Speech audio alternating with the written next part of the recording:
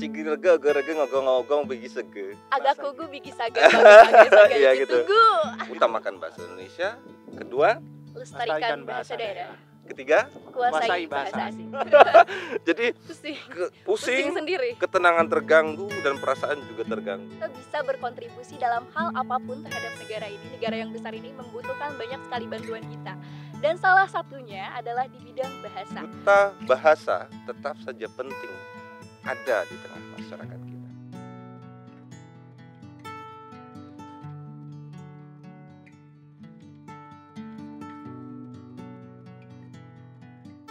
Jika seseorang menginjak bendera Sangsaka Merah Putih, akan ada hukum yang menjerat.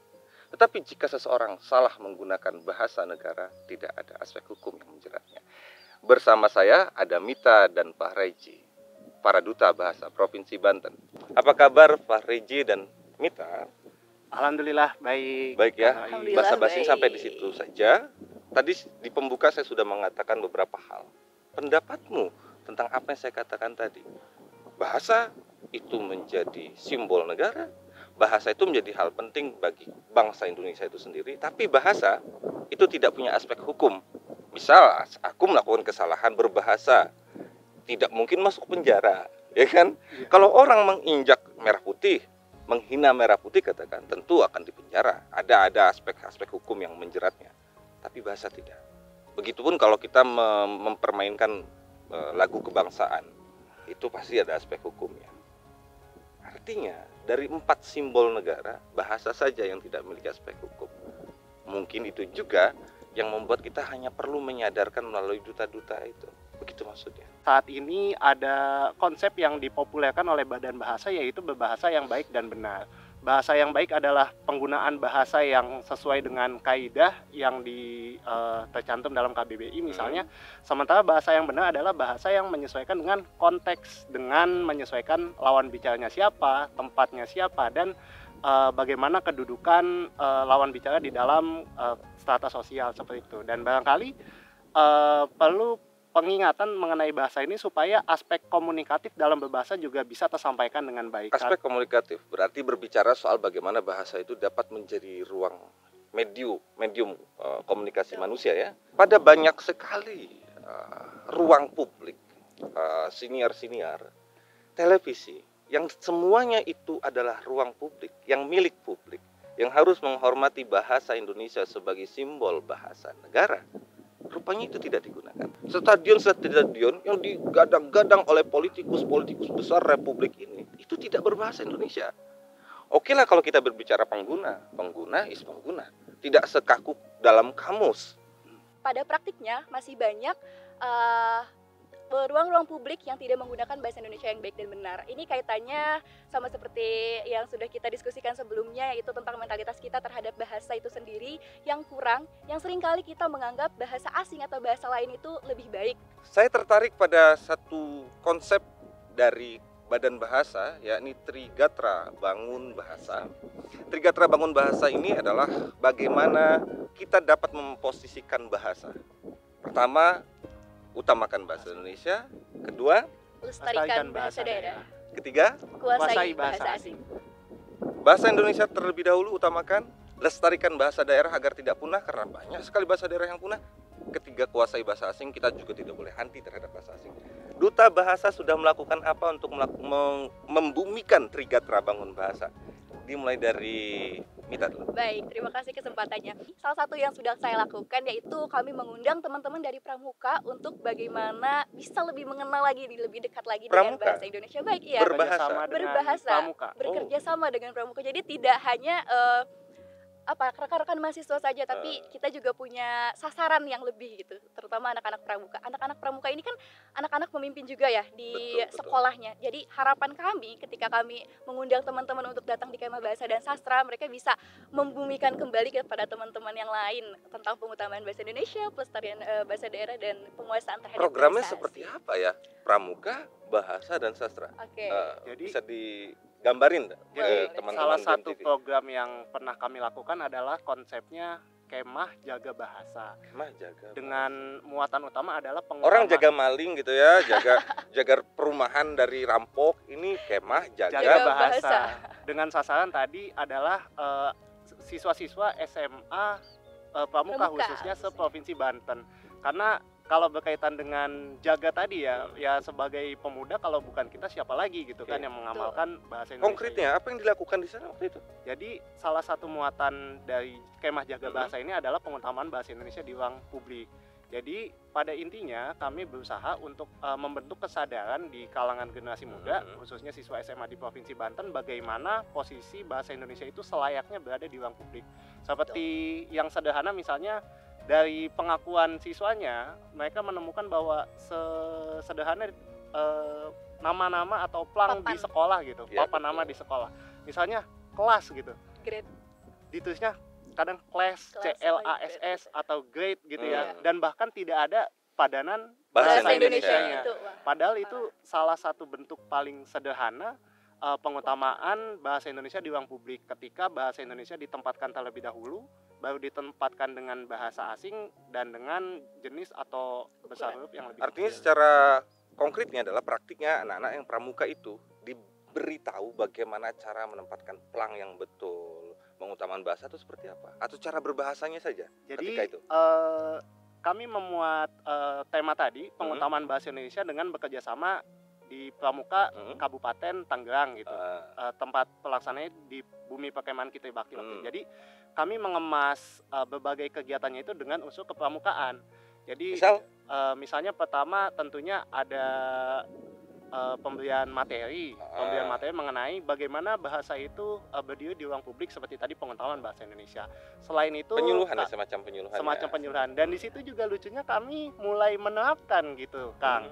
Selama kegiatan itu mengenalkan dan mulai menerapkan istilah-istilah asing yang ternyata ada loh padanannya di dalam bahasa Indonesia gitu. Dan ternyata responsnya menarik bagi teman-teman di sana, karena banyak juga yang belum tahu bahwa istilah asing sudah bisa dikatakan dipadankan dalam bahasa Indonesia. Ya betul, banyak sekali istilah-istilah yang sudah dipadankan dalam bahasa Indonesia tapi publik juga belum tahu. Upayanya apa ini supaya publik tahu padanannya? Kan itu padanan-padanan baru dong dari teknologi-teknologi terbaru kan? Iya. Jadi kalau kaitannya dengan Kemah Bahasa dan Sastra tadi, salah satunya karena sekarang kan memang eranya digital ya Kang. Jadi kami mengajak semua peserta itu untuk dalam satu rangkaian itu kami membuat konten kreasi di media sosial gitu, yang pada utamanya adalah pengutamaan bahasa Indonesia. Beberapa muatannya tadi ada bagaimana seharusnya plang itu misalnya digunakan gitu.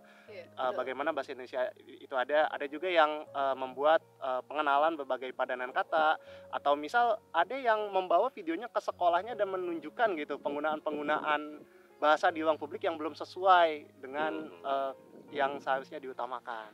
Kalau dari aku sendiri ya, melihat kemarin aku juga ikut ya dalam kegiatan itu, mereka teman-teman di SMA masih banyak yang belum tahu juga, lalu setelah ada yang beberapa yang sudah tahu, masih belum tahu seberapa penting.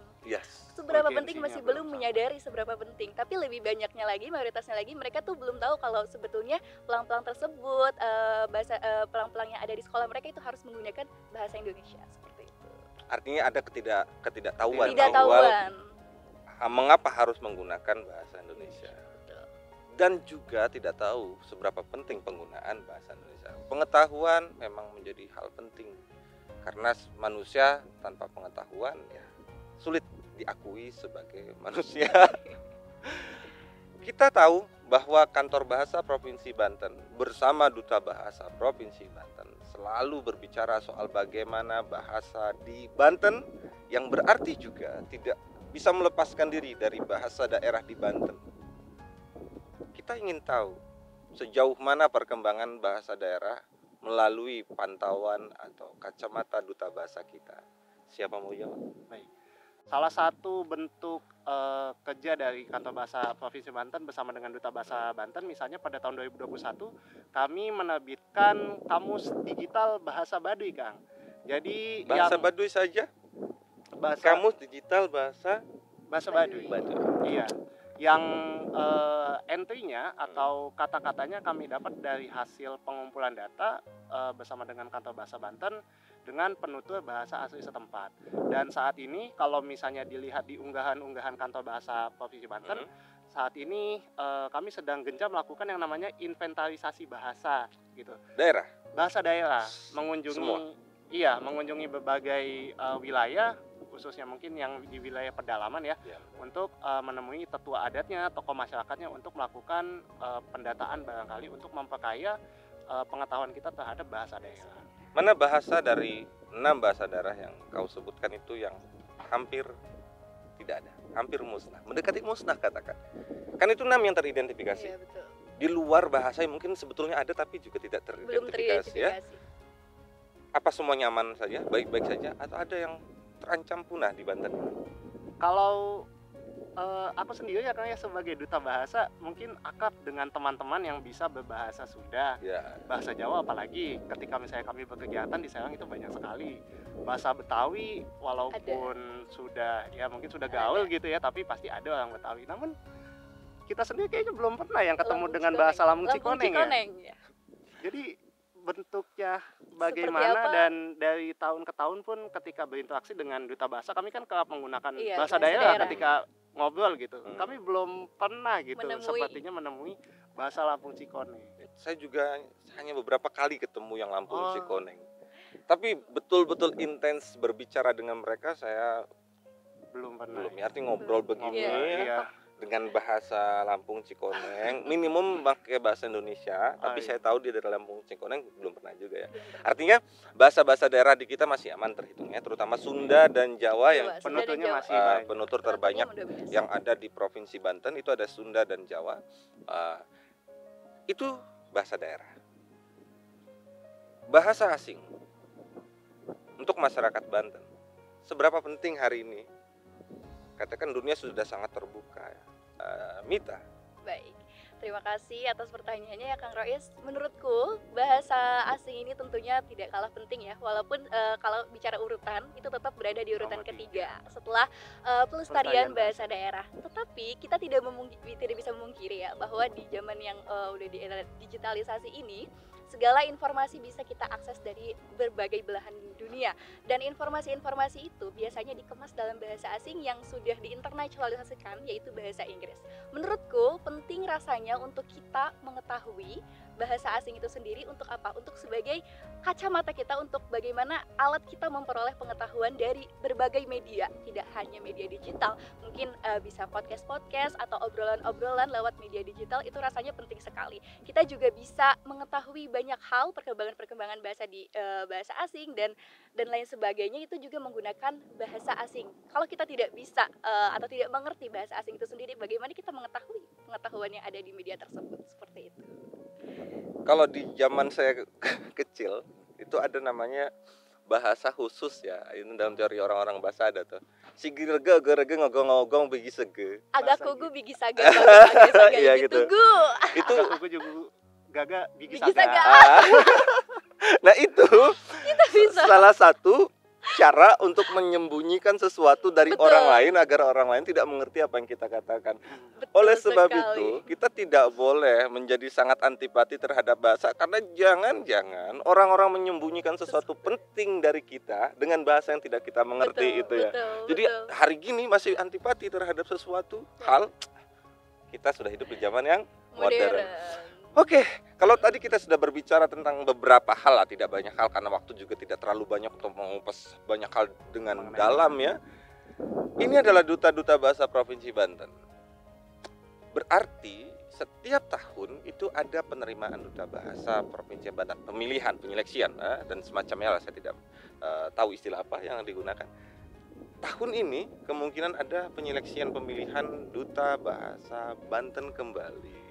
Betul tidak ya? Betul. Betul ya? Betul. Itu bisa diceritain prosesnya seperti apa ya? Bisa sekali. Itu teman-teman, jadi Duta Bahasa Provinsi Banten ini setiap tahun tentunya mengadakan penyeleksian, karena nanti setelah menjadi Duta Bahasa Provinsi Banten kita juga akan melanjutkan tentunya ke tahap nasional, bertemu dengan teman-teman yang berada di Ya. provinsi lain. Dan Banten sering dapet ya? Banten sering Ya, menduduki di tingkat juara 1, nasional ya. 2, 3 di tingkat nasional. Alhamdulillah. Alhamdulillah. Nah, dan tentunya setiap tahun ini kita tidak bisa dong tentunya menggunakan Duta Bahasa tahun itu lagi. Oleh sebab itu ada yang namanya regenerasi, dan setiap tahun kita membuka pendaftaran.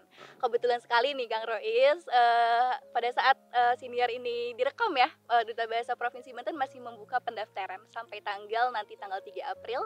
3 April. 3 April ya, pembukaan di gelombang kedua, sudah gelombang terakhir ya, dari awal pertama kita buka.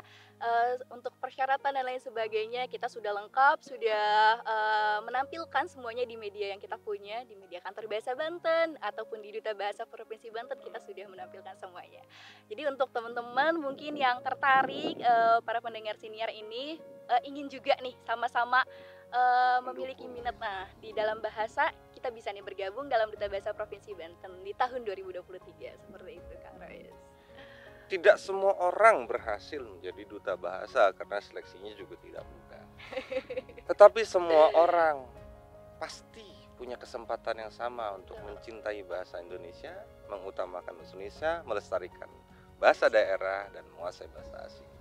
Tidak mudah menjadi duta bahasa, tapi mudah bagi kita untuk sama-sama memahami betapa pentingnya bahasa bagi hajat hidup kita di Banten, bagi hajat hidup kita di Republik Indonesia, bagi hajat hidup Republik Indonesia di muka bumi ini. Egi, apa yang kamu pikirkan tentang anak muda hari ini dan bahasanya? Baik, ketika kita menerima informasi, kita dapat memilih bagaimana dari cara penggunaan bahasanya, informasi yang disampaikan itu betul atau tidak. Apakah Hoax atau bukan? Hoax atau bukan? Apakah informasi itu bermanfaat atau bukan? Apakah informasi itu hanya disampaikan untuk rame-ramean saja? Minimum masuk akal apa tidak ini ya? Dan itu bisa dirasakan atau dilakukan ketika masing-masing dari kita, anak muda khususnya, memiliki pemahaman setidaknya mengenai bahasa yang mumpuni, khususnya bahasa Indonesia. Anak muda harus memiliki ketahanan bahasa. Jangan cuma ketahanan pangan, karena hanya ketahanan pangan, kerbau pun bisa mencari makan. Mita, kita tahu bahwa manusia tidak bisa hidup tanpa bahasa. Betul. Pengetahuan tidak mungkin berkembang tanpa bahasa. Bahkan ilmu itu tidak ada tanpa nama, tanpa definisi, Betul. dan semacamnya ya. Sebetulnya menurutku sendiri bahasa Indonesia itu tentunya sangat penting, dan di dalam undang-undang juga sudah ditetapkan bahwa bahasa Indonesia itu bahasa persatuan, yang artinya semua masyarakat Indonesia itu harus memahami dan juga menggunakan bahasa Indonesia. Seperti itu Kang Rois. Kaitannya dengan hal tadi, kenapa masyarakat kita masih banyak yang kurang dalam berbahasa? Mungkin kalau kaitannya dengan ujian tadi, teman-teman yang mendapat nilai ujian yang kecil saat melakukan ujian bahasa itu tidak mengerti, tidak memahami substansi dari bacaan atau substansi dari bahasa itu. Ada lagi orang yang dalam berbahasa itu gagap berbahasa sehingga lebih suka menyatakan sesuatu yang sangat simpel dan kasar. Kadang-kadang jatuhnya ke komunikasi nonverbal. Ya kan, kadang anjing. Saya lihat saya bukan anjing, bukan setan gitu. Tapi itu yang pada akhirnya tumbuh ya di masyarakat kita ketika mereka gagap dalam berbahasa. Di sisi yang lain tadi yang kayak ular muter-muter kemana-mana, mau ngomong apa jatuhnya kemana, itu biasanya mengganggu kestabilan otak manusia ya. Jadi pusing sendiri, ketenangan terganggu dan perasaan juga terganggu ya. Oke. Duta bahasa tetap saja penting ada di tengah masyarakat kita. Kantor Bahasa Provinsi Banten, saya pikir sudah ada di koridor yang tepat untuk terus menggerakkan kawan-kawan duta bahasa untuk ikut terlibat membangun, menumbuhkan kesadaran berbahasa di masyarakat kita. Kita tahu tidak ada pengetahuan tanpa bahasa. Bahkan Tuhan sendiri menciptakan semesta ini, diantarkan kepada kita dengan bahasa kun, fayakun. kita sudah sampai di akhir pertemuan. Oleh karena itu saya ingin mendengar pernyataan penutup dari duta-duta bahasa Banten yang luar biasa hari ini. Kita mulai dari Mita terlebih dahulu. Baik. Terima kasih atas kesempatannya Kang Rois. Satu hal yang ingin saya sampaikan kepada teman-teman yang ada di luar sana, kita bisa berkontribusi dalam hal apapun terhadap negara ini. Negara yang besar ini membutuhkan banyak sekali bantuan kita. Dan salah satunya adalah di bidang bahasa. Aku selalu mengingatkan kepada teman-teman yang memiliki kecintaan yang sama terhadap bahasa dan sastra, Duta Bahasa Provinsi Banten ini merupakan wadah yang sangat tepat untuk teman-teman bisa menuangkan dan juga bisa membumikan kembali bahasa Indonesia. Selain daripada itu, di Duta Bahasa juga kami ditempa dalam banyak hal, bukan hanya mengenai bahasa, mengenai keberanian, mengenai bagaimana berbicara di depan publik, mengenai bagaimana kita menghadapi lawan bicara, semua itu dipelajari di Duta Bahasa Provinsi Banten. Oleh sebab itu, aku mengajak kepada teman-teman yang memiliki minat yang sama untuk bergabung dalam Duta Bahasa Provinsi Banten bersama aku dan teman-teman untuk sama-sama kita mengutamakan bahasa Indonesia tentunya, melestarikan bahasa daerah, dan juga menguasai bahasa asing. Luar biasa, saya ingin sekali bergabung dengan Duta Bahasa Provinsi Banten, tapi usianya sudah lewat setahun, karena usia batasnya di 25 tahun. Saya udah lewat setahun. Oke, Ji. Orang-orang lebih mudah untuk menyampaikan pikirannya, tetapi masih banyak yang salah paham gitu. Salah satunya adalah karena kemiskinan bahasa. Ketika seseorang tidak memiliki cukup pembendaharaan kata, tidak memiliki kosakata yang cukup untuk menyampaikan apa yang di dalam kepalanya keluar kepada lawan bicara. Dan salah satu penyebab menurut saya kemiskinan bahasa itu adalah kurangnya kesadaran bahwa ketika kita berbicara itu harus diperhatikan gitu.